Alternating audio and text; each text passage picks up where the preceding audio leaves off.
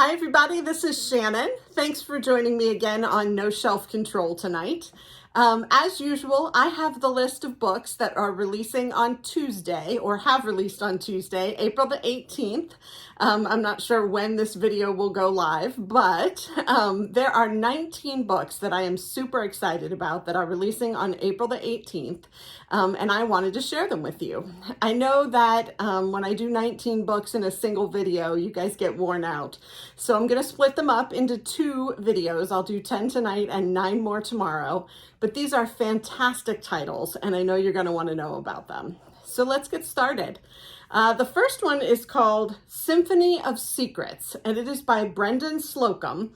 If you remember correctly, Brendan Slocum wrote The Violin Conspiracy that went really far in the tournament of books and that I was pulling for to be the winner. It got knocked out right at the end, but I was hopeful for it. So I am super excited that Brendan Slocum now has Symphony of Secrets coming out in April that we will get to read. So the blurb on this book says, a fascinating page turner that slips back and forth in time and seamlessly blends a heart-pounding thriller and a heartfelt look at family and quiet heroism. And that quote is from Jeffrey Deaver, New York Times bestselling author. So let's see what we know about this one. Symphony of Secrets, publishing April 18th, of course, by Anchor Books, and it is 448 pages. And here is the synopsis. From the celebrated author of book club favorite The Violin Conspiracy, a gripping page-turner about a professor who uncovers a shocking secret about the most famous American composer of all time, that his music was stolen from a young Black composer named Josephine Reed. Determined to uncover the truth and right history's wrongs, Bern Hendricks will stop at nothing to finally give Josephine the recognition she deserves. Bern Hendricks has just received the call of a lifetime. As one of the world's preeminent experts on the famed 20th century composer Frederick Delaney, Bern knows everything there is to know about the man behind the music. When Mallory Roberts, a board member of the distinguished Delaney Foundation and direct descendant of the man himself, asks for Bern's help authenticating a newly discovered piece, which may be his famous lost opera, Red, he jumps at the chance. With the help of his tech-savvy acquaintance Ebony, Bern soon discovers that the truth is far more complicated than history would have them believe. In 1920s Manhattan, Josephine Reed is living on the streets and frequenting jazz clubs when she meets the struggling musician Fred Delaney. But where young Delaney struggles, Josephine soars. She's a natural prodigy who hears beautiful music in the sounds of the world around her. With Josephine as his silent partner, Delaney's career takes off. But who is the real genius here? In the present day, Bern and Ebony begin to uncover more clues that indicate Delaney may have had help in composing his most successful work. Armed with more questions than answers and caught in the crosshairs of a powerful organization who will stop at nothing to keep their secret hidden, Bern and Ebony will move heaven and earth in their dogged quest to right history's wrongs. So clearly Brendan Slocum has some, connection with music. Either he's a musician, just has a very strong interest in music, but we've got The Violin Conspiracy and now Symphony of Secrets. The first book was about a stolen Stradivarius violin, and now this one is about music that has been stolen from its rightful composer. So very interesting. I'll be interested to maybe look up Brendan Slocum and find out what his background is and why he's so drawn to music in his writing. So that is Symphony of Secrets by Brendan Slocum. The next one that I have, number 2 on my list, is Greek Lessons, a novel. And it says Extraordinary by Katie Kitamura is the blurb. And this Greek Lessons, a novel, is by Han Kang, the author of The Vegetarian, which I have heard of but have not read. And the cover is wacky. She's got a... what is it, 6-sided? Yeah, so she has a hexagon for a head, her eye is right in the middle, and then there are lips going all the way around the outside. So I am not sure what that has to do with Greek lessons, but it is a fascinating cover. It says it was translated by Deborah Smith and Emily Ye Wan. Emily Ye Wan. So want to make sure that the translators absolutely get credit. The original title is in Korean, so clearly it was translated from Korean. And it is coming out April 18th by Hogarth Press, and it's 192 pages. So not very long, something you could probably get through pretty quickly. So Greek Lessons by Han Kang. This is what we know. A powerful novel about the saving grace of language and human connection from the author of the International Booker Prize winner, The Vegetarian. Now and then, language would thrust its way into her sleep like a skewer through meat, startling her awake several times a night. In a classroom in Seoul, a young woman watches her Greek language teacher at the blackboard. She tries to speak, but has lost her voice. Her teacher finds himself drawn to the silent woman, for day by day, he is losing his sight. Soon they discover a deeper pain binds them together. For her, in the space of just a few months, she has lost both her mother and the custody battle for her 9-year-old son. For him, it's the pain of growing up between Korea and Germany, being torn between two cultures and languages, and the fear of losing his independence. Greek Lessons tells the story of two ordinary people brought together at a moment of private anguish, the fading light of a man losing his vision, meeting the silence of a woman who has lost her language. Yet these are the very things that draw them to one another. Slowly, the two discover a profound sense of unity, their voices intersecting with startling beauty as they move from darkness to light, from silence to breath and expression. Greek Lessons is the story of the unlikely bond between this pair and a tender love letter to human intimacy and connection, a novel to awaken the senses, one that vividly conjures the essence of what it means to be alive. So that sounds really good. He is going blind. She is losing her ability to speak, which goes back, I guess, to the cover where you have the eyes and the mouth, both there, representing what each of them are losing. So I will be interested to see how the relationship between the two of them unfolds. I just thought this one was going to be fascinating, and wanted to make sure that you knew it was coming out on the 18th. So let's get to our next one. The next one, number 3 on my list, very different from the one we just talked about, is called The Secret Service of Tea and Treason by India Holton. And the blurb says, there's no literary experience quite like reading an India Holton book. And that is from Lana Harper, New York Times bestselling author. So The Secret Service of Tea and Treason is by Berkeley Books. It's coming out April 18th, and I do not have a page count for it, so we will be in the dark about that one. But it is part of the Dangerous Damsels series. Okay, so let's see what we know about this one. 2 rival spies must brave pirates, witches, and a fake matrimony to save the queen. Known as Agent A, Alice is the top operative within the Agency of Undercover Note-Takers, a secret government intelligence group that is fortunately better at espionage than at naming itself. From managing deceptive witches to bored aristocratic ladies, nothing is beyond Alice's capabilities. She has a steely composure and a plan always up her sleeve, alongside a dagger and an embroidered handkerchief. So when rumors of an assassination plot begin to circulate, she's immediately assigned to the case. But she's not working alone. Daniel Bixby, otherwise known as Agent B, and Alice's greatest rival, is given the most challenging undercover assignment of his life, pretending to be Alice's husband. Together, they will assume the identity of a married couple, infiltrate a pirate house party, and foil their unpatriotic plans. Determined to remain consummate professionals, Alice and Daniel must ignore the growing attraction between them, especially since acting on it might prove more dangerous than their target.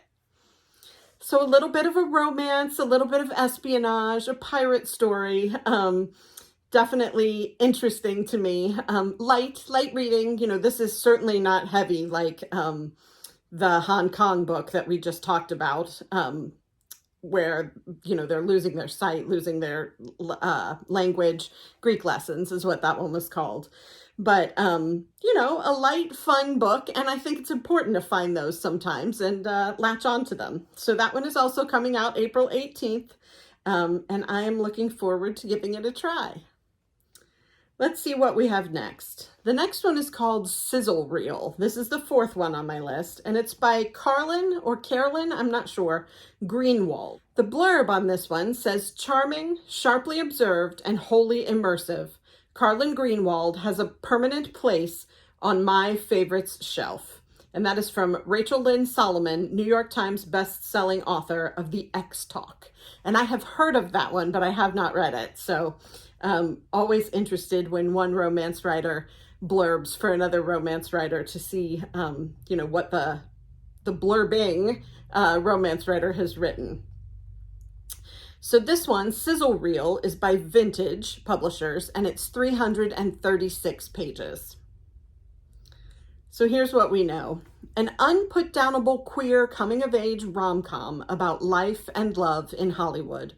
For aspiring cinematographer Luna Roth, coming out as bisexual at 24 is proving more difficult than she anticipated. Sure, her best friend and fellow queer, Romy, is thrilled for her, but she has no interest in coming out to her backwards parents. She wouldn't know how to flirt with a girl if one fell at her feet, and she has no sexual history to build off of. Not to mention, she really needs to focus her energy on escaping her emotionally abusive, but that's Hollywood, talent manager boss, and actually get working under a real director of photography anyway. When she meets 28-year-old A-list actress Valeria Sullivan around the office, Luna thinks she's found her solution. She'll use Valeria's interest in her cinematography to get a PA job on the set of Valeria's directorial debut. And if Valeria is as gay as Luna suspects, and she happens to be Luna's route to losing her virginity too, well, that's just an added bonus. Enlisting Romy's help, Luna starts the juggling act of her life. Impress Valeria's DP to get another job after this one, get as close to Valeria as possible, and help Romy with her own career moves. But when Valeria begins to reciprocate romantic interest in Luna, the act begins to crumble, straining her relationship with Romy and leaving her job prospects precarious. Now Luna has to figure out if she can fulfill her dreams as a filmmaker, keep her best friend, and get the girl, or if she's destined to end up on the cutting room floor. So romantic comedy, a queer book, which I've loved dipping into. And I just, as I've said on several other videos, I love hearing about other lifestyles and ways of living that I'm not familiar with or not living myself, so that, I can see what other people are doing and what they're thinking and how they're living. I think the more we know about other people, the more tolerant and empathetic we become, and it just makes the world a better place. So I am always interested in learning about new people and the lifestyles that they're living, just to broaden my horizons. Okay, so after Sizzle Reel, we have Sisters of the Lost Nation, and that is by Nick Medina. It might be Medina, like funky cold Medina, but in Ohio, it's Medina. We have Medina, Ohio. So I'm not sure which one it is. Can't believe I just did funky cold Medina. Okay, so this book, Sisters of the Lost Nation, is blurbed by Paul Tremblay, and he says, gripping, heartbreaking, and real. This is a novel you won't soon forget. I love blurbs like that, where it just sort of says it's going to grab you. Okay, so this one, Sisters of the Lost Nation, is by Berkeley Books, and it's 352 pages. Here's what it's about. A young native girl's hunt for answers about the women mysteriously disappearing from her tribe's reservation lead her to delve into the myths and stories of her people, all while being haunted herself in this atmospheric and stunningly poignant debut. Anna Horn is always looking over her shoulder, for the bullies who torment her, for the entitled visitors at the reservation's casino, and for the nameless, disembodied entity that stalks her every step. An ancient tribal myth come to life, one that's intent on devouring her whole. With strange and sinister happenings occurring around the casino, Anna starts to suspect that not all the horrors on the reservation are old. As girls begin to go missing and the tribe scrambles to find answers, Anna struggles with her place on the res, desperately searching for the key she's sure lies in the legends of her tribe's past. When Anna's own little sister also disappears, she'll do anything to bring Grace home. But the demons plaguing the reservation, both ancient and new, are strong, and sometimes it's the stories that never get told that are the most important. Part gripping thriller and part mythological horror, author Nick Medina spins an incisive and timely novel of life as an outcast, the cost of forgetting tradition, and the courage it takes to become who you were always meant to be. Well, my least favorite word was in there. It says part gripping thriller and part mythological horror. I really wanted to read this book, so I am hopeful that it is light on the horror and heavy on the mythology and the gripping thriller. I'm going to give it a try. If any of you read it before I get to it, let me know how the horror factor is. Just protect me if you can. Okay, so the sixth book on my list is the Audrey Hepburn Estate, and it is by Brenda Janowitz. I love this Audrey Hepburn-esque picture on the cover. Brenda Janowitz is also the author of The Grace Kelly Dress, which I have not read, but seems like it would go along well with this book. And on the cover of the book, it says, "One woman, two childhood loves, the dazzling place where it all began." So, this one is by Graydon House Publishers, and it's 368 pages. Okay, here's what we know about this one. When Emma Jansen discovers that the grand Long Island estate where she grew up is set to be demolished, she can't help but return for one last visit. After all, it was a place filled with firsts, learning to ride a bike, sneaking a glass of champagne, falling in love. But once Emma arrives at the storied mansion, she can't ignore the more complicated memories, because that's not exactly where Emma grew up. Her mother and father worked for the family that owned the estate, and they lived over the garage like Audrey Hepburn's character in the film Sabrina. Emma never felt fully accepted, except by the family's grandson, Henry, a former love, and by the driver's son, Leo, her best friend. As plans for the property are put into motion and the three are together for the first time in over a decade, Emma finds herself caught between two worlds and two loves.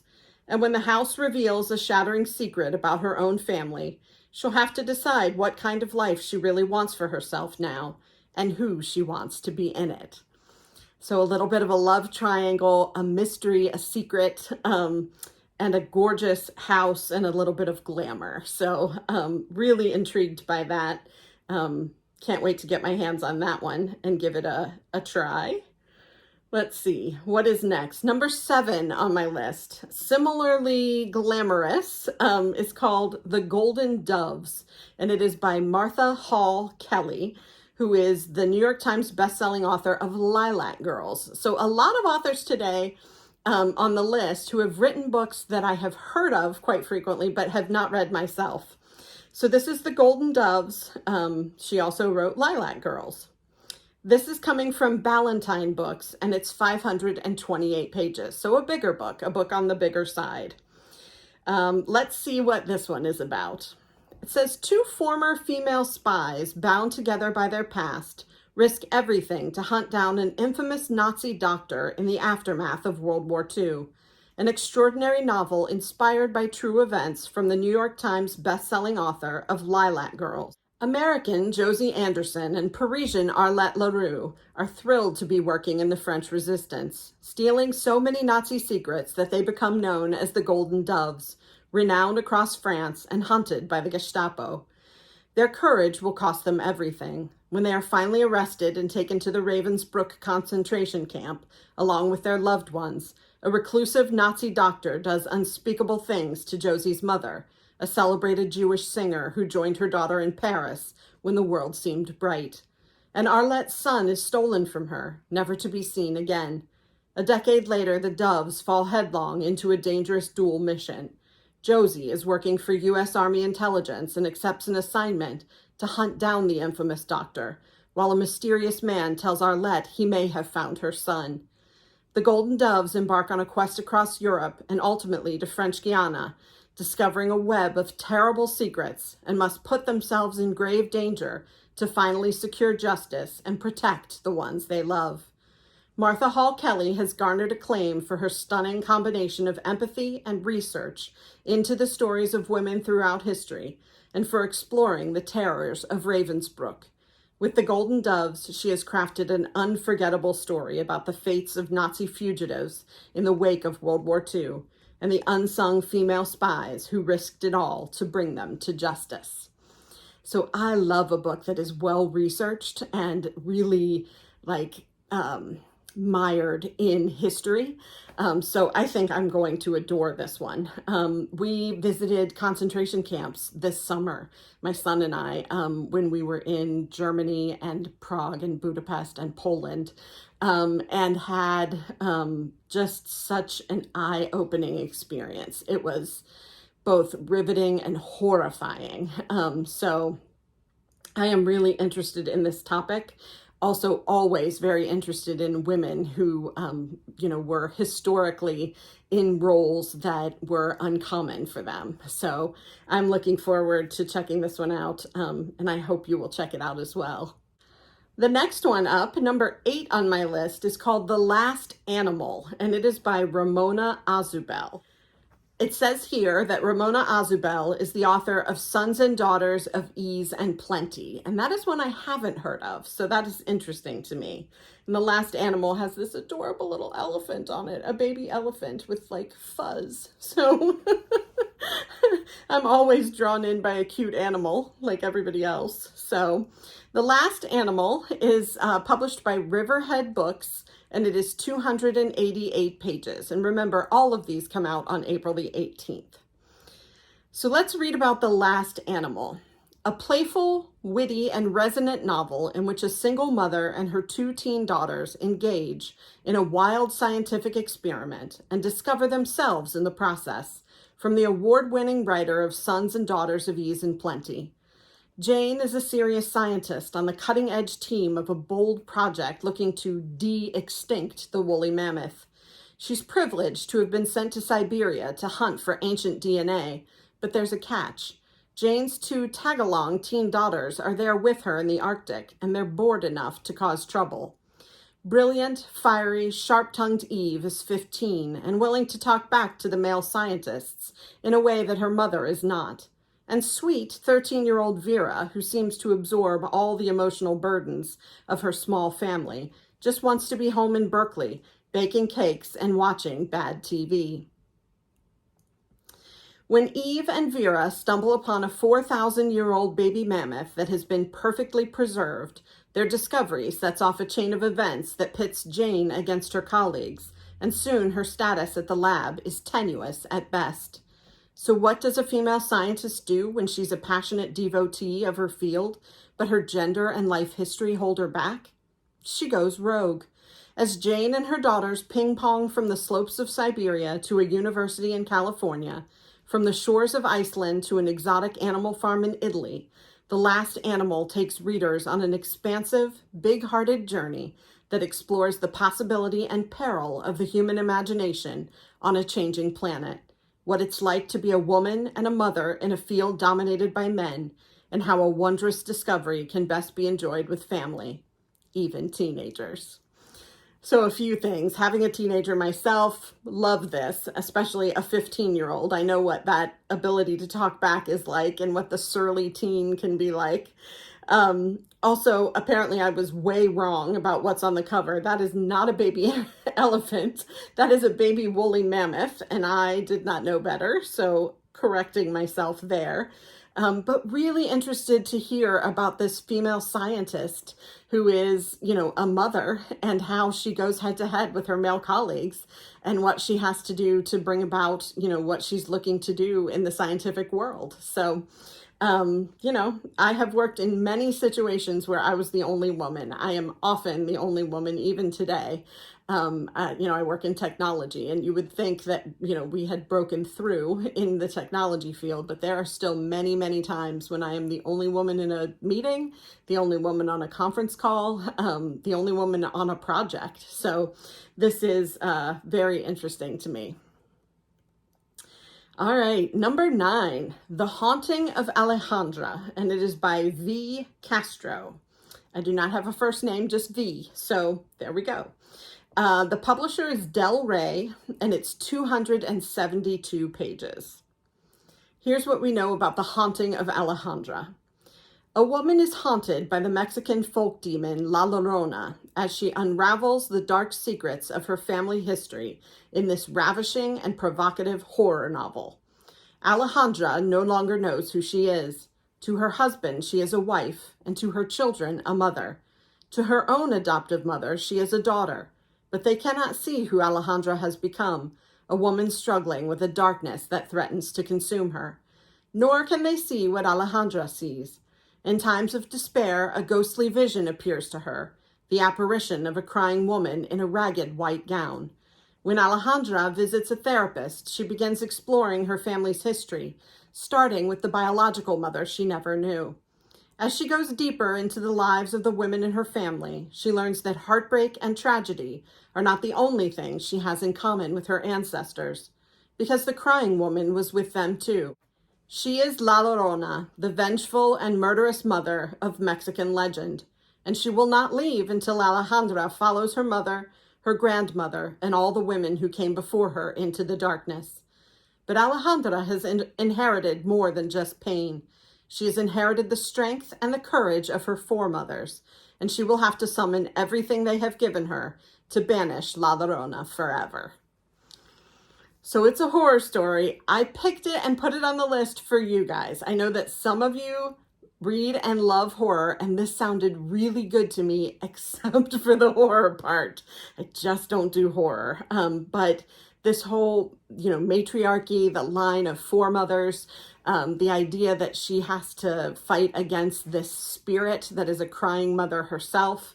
I just thought this was fascinating, and I wish it wasn't described as a horror novel. So, again, please read this one. Tell me all about it. I can't wait to hear, but I probably cannot read this one. So, all right, number 10, The 5 Sorrowful Mysteries of Andy Africa by Stephen Buoro. And this has this really cool photo in profile on the front. With a jazzy looking shirt. So I am interested to find out if that is our protagonist or who this photo actually represents. So this one comes from Bloomsbury Publishing, and it's 336 pages. And here's what we know about the last one on my list for today. Crackling with energy and intelligence, this debut is the story of Andrew Aziza, a one-of-a-kind teenager who goes on a journey of self-discovery in the shadow of colonialism and communal violence in Nigeria. Andrew Aziza is a 15-year-old boy living in Kontagora in northern Nigeria. He lives with his secretive mother, Gloria, and spends his days about town with his droogs, Slim and Moraka. He's contemplating the larger questions with his teacher, Zara, and his equally brilliant friend, Fatima, a Hausa Fulani girl who clearly has feelings for him. Together they discuss mathematical theorems, black power, and what Andy has deemed the curse of Africa. Inevitably, Andy falls hopelessly in love with the first white girl he lays eyes on, Eileen, Father McMahon's niece. But at the church party held to celebrate her arrival, multiple crises loom. The first is that an unfamiliar man there claims to be Andy's father. The second is that an anti-Christian mob has gathered, headed for the church. In the ensuing havoc and its aftermath, Andy is forced to reckon with his identity and desires and determine how to live on the so-called cursed continent. The 5 Sorrowful Mysteries of Andy Africa announces a dazzling, distinctive new literary voice. Crackling with energy, this tragicomic novel provides a stunning lens into contemporary African life, the complicity of the West, and the impossible challenges of coming of age in a turbulent world. So, set in Nigeria. I love Nigeria. I love a lot of foreign countries. I love America too, but there are a lot of foreign countries that I have a specific place in my heart for, and Nigeria is one of them. Primarily because I have known a lot of colleagues who are Nigerian, and they have all been wonderful people. So, the more I learn about Nigeria, the more I want to visit. I'm interested too, in this synopsis, there are words that I don't know. So it says, he spends his days about town with his droogs, Slim and Moraka. I assume that means his buddies, his compadres. And then he describes his equally brilliant friend Fatima as a Hausa Fulani girl. Is that where she's from? What does that mean? So there's already a lot of opportunity for me to learn here, and always interested in learning about the Black experience. As I said, the same thing about the queer book that we talked about earlier in the video. I'm always up for learning about different lifestyles and people whose experiences are just different than mine. So really interested to learn about this. He says, together they discuss mathematical theorems, Black power, and what Andy has deemed the curse of Africa. So I can't wait to hear about those three things. You know, how do those three things go together? You know, why are they interested in all three of those things, and what do they have to say about them? So that is the 10th book on my list of exciting books that are coming out April 18th. I hope you enjoyed that list. There were a few on there that were just for you, not for me. So I hope that you had a good time listening to this list of books and that there's something there that will interest you and that you can pick up. Come back tomorrow. I have 9 more books that are coming out April 18th that I can't wait to talk about. And I'm sure if there wasn't anything in today's list for you, that there will be something tomorrow. If you enjoyed this video, please click like and subscribe. I always appreciate knowing more about what you enjoy. Leave me a comment. Tell me what you're thinking. I love to read them and I always respond. I also have a wish list at the bottom of all of my video descriptions. If you would like to send me a book, somebody sent me one this week. I haven't received it yet, but I got an email saying somebody sent me a book, so I'm so excited. If you would like to send me a book, I will read it, review it, and give you a shout out on the channel, and I would absolutely love that. So I can't wait to talk to you more the rest of the week with the remaining 9 books, some book reviews, a bookstore tour, and a few surprises. So I hope you'll come back and I will talk to you again soon. Take care. Bye.